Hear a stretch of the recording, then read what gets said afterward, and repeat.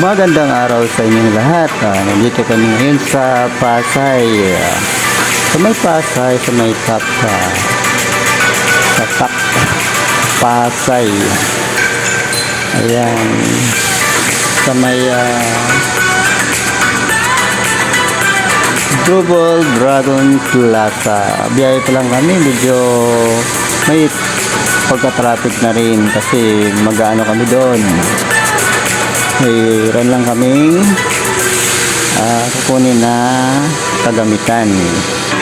So mga ka-guys, shout out to si Jerona Santos, Sheila, sa mga kasamahan ko sa trabaho, si Ri Gallardo, Ray Fernandez, si Sir Alfie, Sir Mike Angel, Gerda, at mga kagard, mga lahat, si Sir Ruben Rafael Santos, at si Joyce TV, si Christopher Gerlien. Ayan, nakasakay na kami mga guys. Yan. Medyo mabilis talaga. May lugar na may traffic, may lugar na hindi naman. Ayan, medyo na traffic din sa mga guys. Okay, medyo maganda ang panahon, maliwalas, hindi umuulan, hindi pa maulan talaga. Minsan dati panay ang ulan, lalo pag hapon umuulan na. Ganito yung lugar ng sa Pasay, mga guys. So, halos mga building na talaga ang lugar na ito. Ayan, diretso na naman kami mga guys. Okay,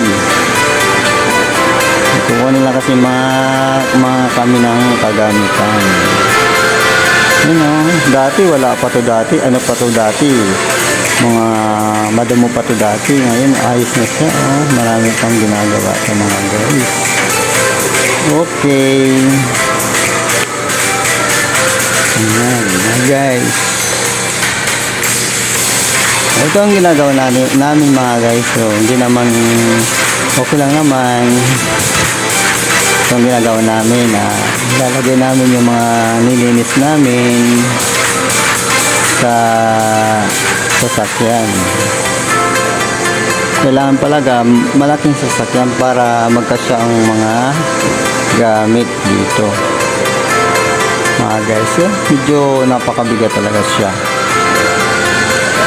Bigat, pero ano lang naman talaga yan, tsaga-tsaga lang talaga sa pagbubuhat.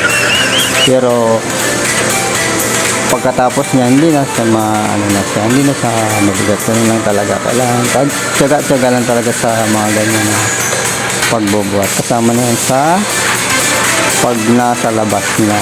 Ayos. Shoutout ko din si Calvin. Ayan, si Art, si Jimbe. Ayan, mga kasamahan ko, si Hilario. Ito naman yung namin sasakyan pag umaalis na kasi hindi naman kasi kami pwedeng sumakay doon sa truck na yun. Hindi kami pwedeng sumasakay doon. So mga guys, dito namin nilalagay ito mga gamit na galing doon, dito na namin ilalagay. Ayos mga guys, maraming salamat at makakaraos din. Ganun lang talaga, kailangan din natin na maano tayo sa pagbubuhat. Sanayan lang talaga, di puro walis-walis lang. Kailangan maano din tayo sa buhatan, labas-labas pawis ba, diba mga guys? Ayos, ayun, diba mataas yung lugar na paglalagyan nyo. Diba, kaya nyo yan na yan, ito ang bubuhatin na dadalhin doon. Yan, ano to, sa Alabang ito, Alabang ito. Okay, kailangan nagugutom na kami, kailangan namin muna mag break time. Siyempre kailangan naman natin mag-break time kasi para may laman ng ating tiyan. Ayos, ayos. God bless sa inyo lahat. At ganyan kami, yan. Ano kami, work team kami. Yan. Sama-sama kami pumupunta. Sabay-sabay kaming kumakain. Ayos.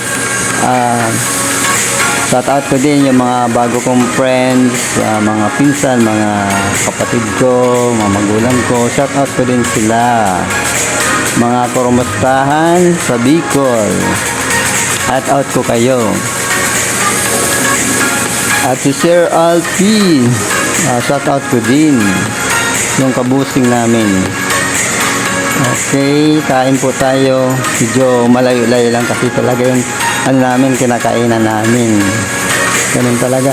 Pero okay lang naman naglalakad kasi para relax din kahit paano. Yung mga pagod, nawawala yung mga pagod siyempre. Kailangan natin na maano tayo yung mga paa natin. Masanay sa paglalakad. Katulad sa elevator, kailangan huwag na tayong sasakay sa elevator. Mag-ano na to, gamitin natin ang stairway. Ayos ba? Kasi marami nakukuha sa benefits sa paglumalakad tayo. Yan. Kaya alay lakad tayo. Kaya sanay-sanay lang sa paglalakad para hindi tayo hinihingal. Ayan. Ang layo kaya yung namin, lakad namin. Kasi kung dito sa malapit kasi kung makain ka, bibili ka. Nako, ang mamahal na mga bilihin. Kaya mas maganda pa rin kahit malayo, kahit mabubusog ka talaga yung mga turo-turo na tindahan. Mabubusog ka, diba? Okay na, natapos na kami.